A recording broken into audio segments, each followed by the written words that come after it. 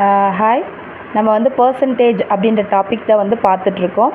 So போன கிளாஸில் லாஸ்ட்டாக என்ன பார்த்தோம் அப்படின்னா, ஒரு நபரின் வருமானம் 10% அதிகரிக்கப்பட்டு 10% குறைக்கப்படுகிறது எனில் அவருடைய வருமானத்தில் ஏற்படும் மாற்றம் அப்படின்றதான கொஷினாக கொடுத்துருந்தோம். அப்போ இந்த சம் சால்வ் பண்ணோம் இல்லையா? இப்போ இதில் வந்து 1% அப்படின்னு கொடுத்துருந்தோம் ஆன்சர். இப்போ இந்த 1%ன்றது அதிகமாக கம்மியானு கேட்டாங்கன்னா 100 அப்படின்றது டோட்டல் அமௌண்ட் அப்படின்னா 99 அப்படின்றது குறைஞ்சிருக்கு. அப்போ 1%ன்றது குறைஞ்சிருக்கு அப்படின்றத சொல்லலாம். ஓகேவா? ஸோ 1% குறைஞ்சிருக்கு அப்படின்றது தான் ஆன்சராக எழுத முடியும். 100லேருந்து 99னா 1. அப்போ நம்ம 100 ரூபானா 100%னா 1 ரூபான்றது 1%. ஓகேவா? இப்போ 1%ன்றது குறைஞ்சிருக்கு. ஸோ இதையே ஃபார்முலா படி இது வந்து டைரெக்டாக நம்ம எப்படி ஒர்க் அவுட் பண்ணுறதுன்னு பார்த்தோம். இதே வந்து ஃபார்முலா படி போடணுன்னா X plus Y plus XY divided by 100%. அதாவது அதிகரிக்கப்படுறது குறைக்கப்படுறது எக்ஸு ஒய் அப்படின்னு எடுத்துக்கிட்டோம்னா 10 மைனஸ் 10 ப்ளஸ் 10 இன்ட்டு 10 100 இந்த மாதிரி எடுத்துகிட்டு வரோன்னு வச்சுக்கோங்க. குறைக்கப்படுறதுக்கு வந்து மைனஸ் ஆஃப் 10 அப்படின்னு போட்டுருவாங்க. எக்ஸுன்றது 10 அதிகரிக்கப்பட்டதுனால ப்ளஸ் 10 குறைக்கிறதுனால மைனஸ் ஆஃப் 10. அப்போ என்ன கிடைக்கும்? 10 மைனஸ் ஆஃப் 10 இந்த ஃபார்முலா அப்படியே அப்ளை பண்ணுறோம். 10 இன்ட்டு 10 டிவைடட் பை 100. ஸோ என்ன கிடைக்கும்? ப்ளஸ் 10 மைனஸ் 10 கேன்சல் ஆகிடுமா? 5 100 மைனஸ் 100. அடுத்தது என்ன கிடைக்கும்? டிவைடட் பை ப்ளஸ் 100 அப்படின்றது கிடைக்கும். இப்போ ஆன்சர் என்னது? 1% மைனஸ் 1ன்னு கிடச்சுன்னா குறைவு, 1% குறைவு அப்படின்னு அர்த்தம். ப்ளஸ் 1ன்னு கிடச்சுன்னா அதிகரிக்கப்பட்டிருக்குன்னு அர்த்தம். ஸோ ஃபார்முலா படி போனோன்னா இதை போங்க. சப்போஸ் உங்களுக்கு ஃபார்முலா மறந்துடுச்சு அப்படின்னா நம்ம முந்தி எடுத்துக்கிட்ட மாதிரி கொண்டு போய்க்கலாம். அடுத்ததாக 400இன் 30% மதிப்பின் 25% என்னன்னு கேட்டிருக்காங்க. ஃபஸ்ட்டு 400ல் 30% என்னதுன்றது தெரிஞ்சுக்கணும். தெரிஞ்சுக்கிட்டால் தான் அந்த மதிப்போட 25% என்னன்றதை நம்ம சொல்ல முடியும். ஸோ 400ன்றது 100%னா அதில் 30% எவ்வளோ அப்படின்னு சொல்லி போட்டோம்னா 400 இன்ட்டு 30 டிவைடட் பை 100. 2 0க்கு 2 0 கேன்சல். நாமும் 12 இந்த 0 அப்படியே வந்துடும். 120 கிடைக்கும். ஓகேவா? இப்போ 120ன்னு கிடச்சிச்சா? இந்த 120க்கு தான் 25% எவ்வளோன்னு கண்டுபிடிக்க சொல்லியிருக்காங்க.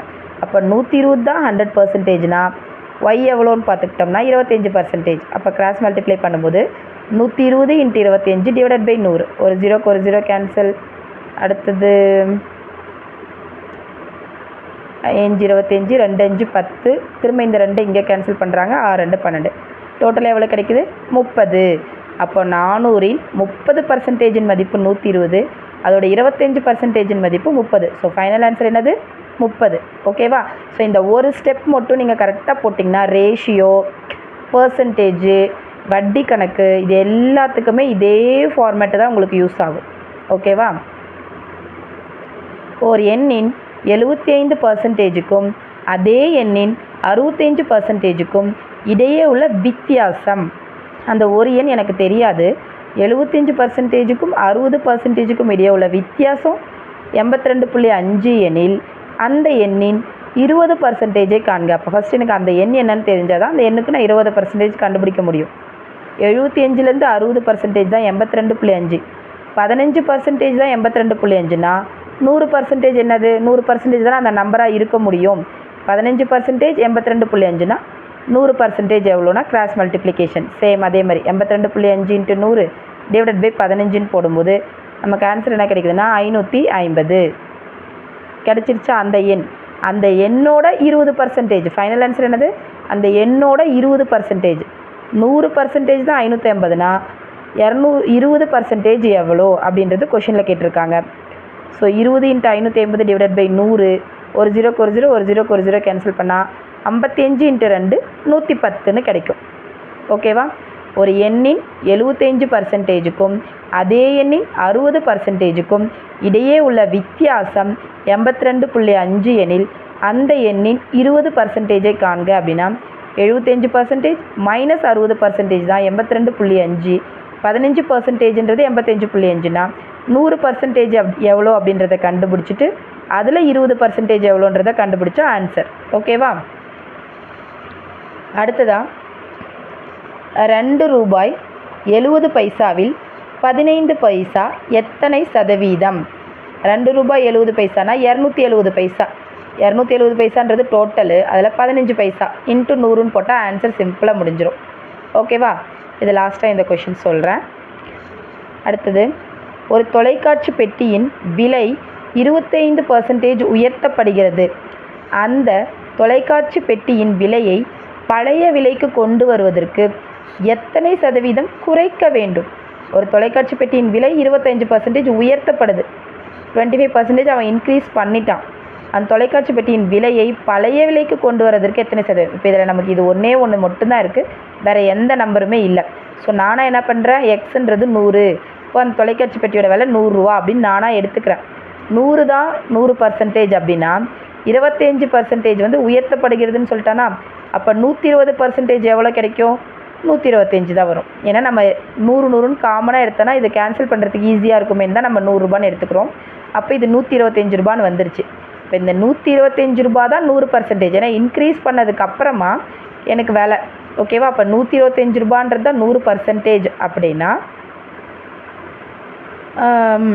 அந்த தொலைக்காட்சி பெட்டியின் விலையை பழைய விலைக்கு கொண்டு வருவதற்கு, பழைய விலை நான் எவ்வளோன்னு போட்டிருக்கேன்?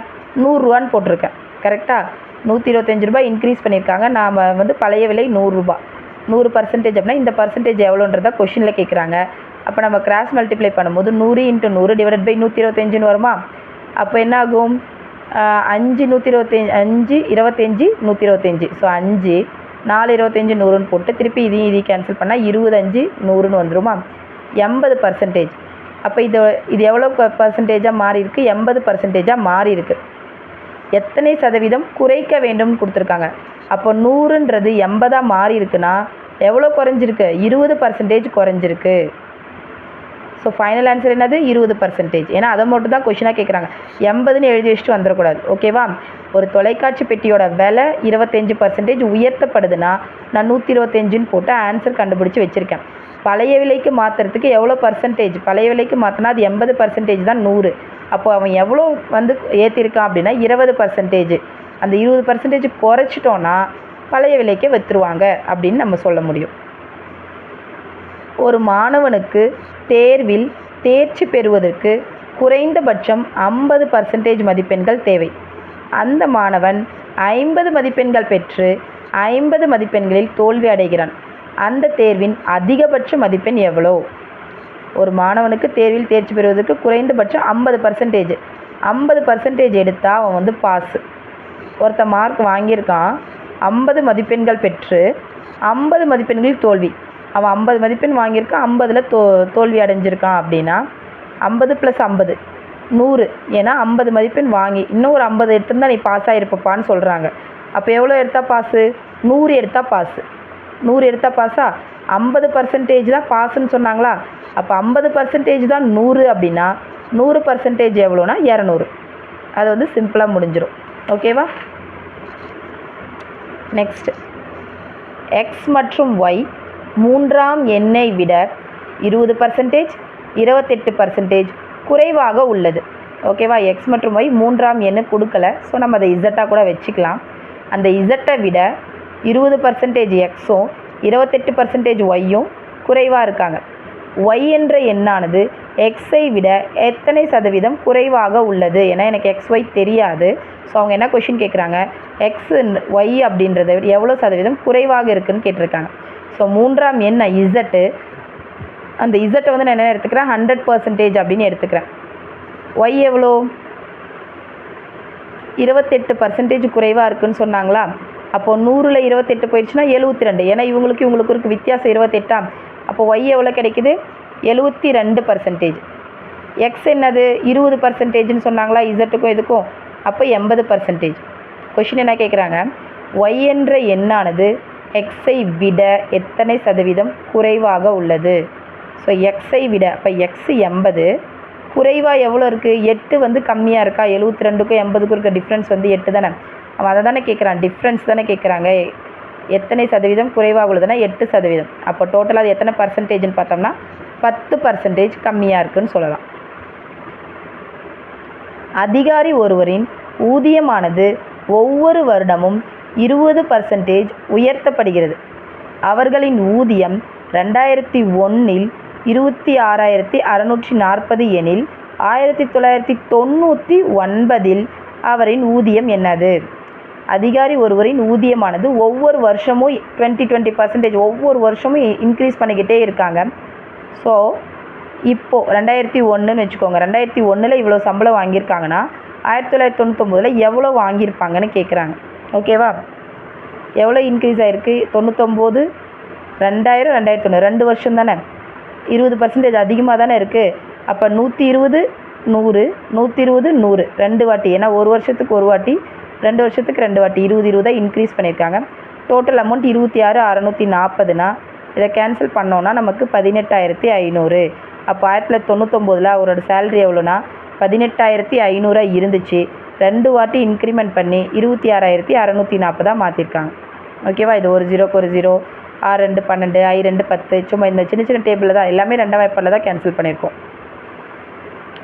அடுத்த கொஷினா, மோகன் என்பவர் தனது வருமானத்தில் 40% உணவுக்காக செலவு செய்கிறார். மீதியில் 50% போக்குவரத்துக்காகவும் அதில் மீதியில் 30% துணிக்காகவும் செலவு செய்கிறார். கடைசியாக 630 சேமிக்கிறார் அப்படின்னா அவருடைய மாத வருமானம் என்னது? ஓகேவா? இது சும்மா எக்ஸன் 1000 அப்படின்னு எடுத்தேன். ஸோ அது நமக்கு இப்போ இங்கே தேவையில்லை. பர்சன்டேஜ் மட்டும் தான் எல்லாத்துலேயுமே கொடுத்துருக்காங்க. ஸோ நம்ம அதை மட்டும் வச்சு பார்க்கலாம். மோகன் என்பவர் தனது வருமானத்தில் 40% உணவுக்காக செலவு செய்கிறார் அப்படின்னு சொல்லிட்டாங்க. ஸோ நான் சும்மா எக்ஸாம்பிளுக்கு 1000ன்னு போட்டேன். இப்போ 1000ல் 40%, இப்போ இந்த 1000ல் 40% அவர் வந்து உணவுக்காக செலவிடுறாரு அப்படின்னா 60% அப்படின்னா சும்மா போட்டோன்னா 400, 600 1000 ரூபான்னு பிரியுமா? அதுக்காக போட்டிருக்கேன், இது காமிக்கிறதுக்காக. ஸோ இந்த அமௌண்ட் நமக்கு தேவையில்லை. இப்போ இதில் 60%, 40%. இப்போ 40% உணவுக்காக செலவு செஞ்சுட்டார். அப்போ இது முடிஞ்சு போச்சு. மீதி எவ்வளோ தான் இருக்குது? 60 தான் இருக்குது. 40% உணவுக்காக செலவு செய்கிறார். மீதியில், இந்த வேர்டை நோட் பண்ணணும், மீதியில் இந்த 40ல் 50%, 40% செலவு பண்ணிட்டார். மீதி எவ்வளோ இருந்துச்சு? அந்த 60. அந்த மீதியில் தான் 50% போக்குவரத்து. அப்போ 60ல் 50% போக்குவரத்து அப்படின்னா 60ல் 50% ஹாஃப் தானே, 60ல் பாதி தானே 50%. அப்போ 60ல் 50%னா எவ்வளோ வரும்? 30%, 30% ரெண்டாக பிரிச்சுக்கலாம். அதில் இந்த 30% போக்குவரத்துக்காக அப்படின்னா 30% எடுத்து வைக்கிறார். ஓகேவா? அடுத்தது போக்குவரத்தில் போயிடுச்சு. இப்போ இதை முடிஞ்சு போச்சு. உணவும் வந்து டேலி ஆகிடுச்சு, போக்குவரத்தும் டேலி ஆகிடுச்சு. பேலன்ஸ் இருக்கிறது இந்த 30% தான். போக்குவரத்து முடிஞ்சிச்சு. அதில் மீதியில் இப்போ இந்த பேலன்ஸில் இருந்து 30% துணிக்காக செலவு செய்கிறார். அப்போ இந்த 30%ல் 30% எவ்வளோ அப்படின்றது வந்து பார்க்கணும். மீதி இருக்கிறதுல 30ல் 30 தான் டோட்டல் 100% அப்படின்னா 30% எவ்வளோன்னு பார்க்கும்போது 9% வரும். ஓகேவா? அதாவது இந்த 30%ல் 30% 30 எவ்வளோ அப்படின்றது தானே கொஷினு. 30%ல் 30% எவ்வளோ அப்படின்னா இந்த ஒரு ஜீரோக்கு ஒரு ஜீரோ கேன்சல் ஆகிடுமா? இந்த ஒரு ஜீரோக்கு இந்த ஒரு ஜீரோ கேன்சல் ஆகிடும். 9 கரெக்டாக? 9. அப்போ அந்த 9%ன்றது தான் 30%. 30ல் ஓகேவா? அப்போ 9% வந்து துணிக்காகவும் மீதி இருக்கிறது எவ்வளோ? 21%. இந்த 21% தான் அவர் சேர்த்து வைக்கிறார். ஓகேவா? துணிக்காக செலவு செய்கிறாரு. கடைசியில் 630 சேமிப்பு. இப்போ இந்த 21% தான் 630னா அவரின் மொத்த வருமானம் எவ்வளோ? 100%ன்றது எவ்வளோன்னு கேட்டிருக்காங்க. So 630 × 100 divided by 21. ஓகேவா? இப்போ கேன்சல் பண்ண முடியும்னா 7 3 21, 2 3 6, 1 3 3 0. இப்போ திருப்பி 1 7 3 21 30. 30 × 100னா எவ்வளோ கிடச்சிரும்? 3000 ரூபாய். ஸோ அவரோட சேலரி எவ்வளோனா 3000 ரூபாய். ஓகேவா? புரியுதா? ஸோ இது வந்து மீதின்னு கொடுத்தாங்கன்னா அப்போ இதில் எவ்வளோ? 60ல் 50% எவ்வளோனா 30 30. 30ல் 30% எவ்வளோனா 9. ஸோ இது கரெக்டாக போட்டோன்னா போதும். போட்டுட்டு 21% தானே அவர் சேமித்து வச்சுருக்காரு. அப்போ அதில் 100% எவ்வளோ அப்படின்றத கண்டுபிடிச்சிக்கலாம். இந்த மாதிரி கொஷின்ஸ் வந்து மேக்ஸிமம் இந்த குரூப் 2 குரூப் 1ல் கேட்பாங்க. ஓகேவா? அடுத்தது, ஒருவர் தன் வருமானத்தில் 75% செலவு செய்கிறார்.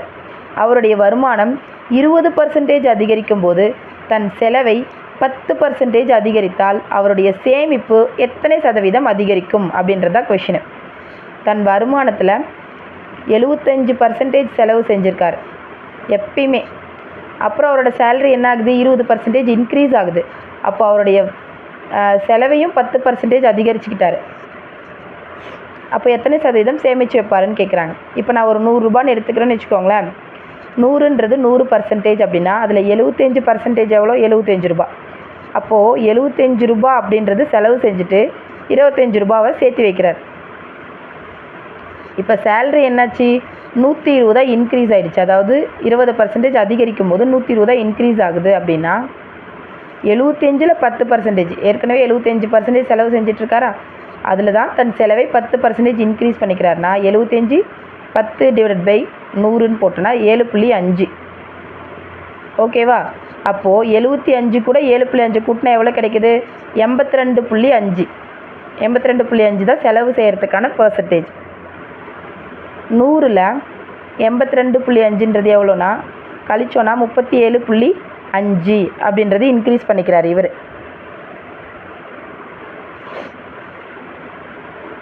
இந்த இடத்துல 25% தான் 37.5 அப்படின்னா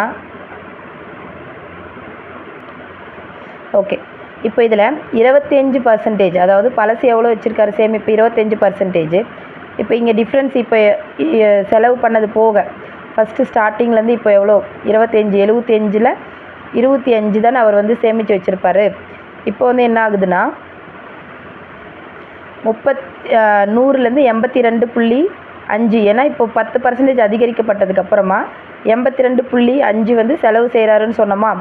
அப்போ அது 100க்கும் 82.5க்கு என்ன வித்தியாசம் கிடைக்குது, 37.5. செலவு வந்து எவ்வளோ இன்க்ரீஸ் ஆகுது அப்படின்னு பார்க்குறோம். அப்போது 37.5, 25 இது ரெண்டுத்தையும் மைனஸ் பண்ணால் 12.5% வந்து இன்க்ரீஸ் ஆகுது. ஓகேவா? அவரோட சேமிப்பு எவ்வளோன்னா 12.5% இன்க்ரீஸ் ஆகுதுன்னா 25 தான் அவர் சேமித்து வச்சுருக்காரு. அப்போ 25லேருந்து 12.5 × 100ன்னு போட்டால் 50% தான் அவருடைய சேமிப்பு. அவருடைய சேமிப்பு எத்தனை சதவீதம் அதிகரிக்கும்னா 50% வந்து அதிகரிச்சிருக்கு அப்படின்னு சொல்லலாம். ஓகேவா? அதாவது 100 ரூபா நம்ம எடுத்துக்கிறோம், 75 ரூபா அவர் வந்து செலவு செய்கிறாரு, 25 ரூபா வந்து சேமிக்கிறாரு.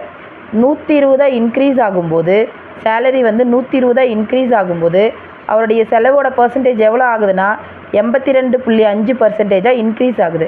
82.5% இன்க்ரீஸ் ஆச்சு அப்படின்னா டிஃப்ரென்ஸ் எவ்வளோ வருதுன்னா 37.5. டோட்டலாக 25, இது வந்து 37.5னா 12.5% இன்க்ரீஸ் ஆகுது. ஸோ அமௌண்ட் வைஸ் பார்க்கும்போது 50% வந்து சேமிக்கிறாரு அப்படின்னு சொல்கிறாங்க. ஓகேவா? அடுத்தது, ஏயின் வருமானம் பியின் வருமானத்தை விட 20% குறைவாக உள்ளது எனில், கம்மியாக இருக்குது, ஏயின் வருமானம் பியின் வருமானத்தை விட 20% குறைவாக உள்ளது எனில் பியின் வருமானம் ஏயின் வருமானத்தை விட எவ்வளவு சதவீதம் அதிகமாக உள்ளது. பி வந்து 100%. ஏன்னா பியின் வருமானத்தை விட 20% கம்மியாக இருக்குதுன்னு சொல்லிட்டாங்க. ஸோ நான் பியை வந்து 100ன்னு எடுத்துக்கிறேன். அப்போ ஏ வந்து 20% குறைவுனா எவ்வளோ வரும், 80% வந்துருமா? 80%. அப்போ 80ல் 20 கம்மியாக இருக்குன்னா × 100ன்னு போட்டோன்னா 25. எவ்வளோ சதவீதம் அதிகமாக உள்ளதுன்னு கேட்டாங்கன்னா 25% அதிகமாக உள்ளது. ஓகேவா? ஸோ இப்போ நம்ம என்ன பார்க்க போகிறோன்னா, ஒரு சில கொஷின்ஸ் நீங்களாக ஒர்க் அவுட் பண்ணி பாருங்கள். ஆன்சர் தெரிஞ்சால் கமெண்ட் பண்ணுங்கள். ஒரு தொகையின் 12%, ஒரு தொகை மொத்தமாக ஒரு தொகைன்னு கொடுத்துருக்காங்க. ஒரு தொகையில் 12% அப்படின்றது வந்து 1080 எனில் அத்தொகையை காண்க. டோட்டலாக அந்த தொகை என்னது அப்படின்றத ஒர்க் அவுட் பண்ணி பாருங்கள்.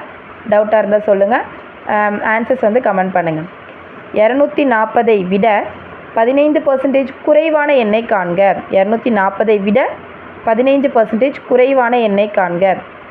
ஒரு மாணவர் தனது தேர்வில் 12 கேள்விகளுக்கு விடையளித்து 60% பெறுகிறார் எனில் தேர்வில் கேட்கப்பட்ட மொத்த வினாக்கள் எத்தனை?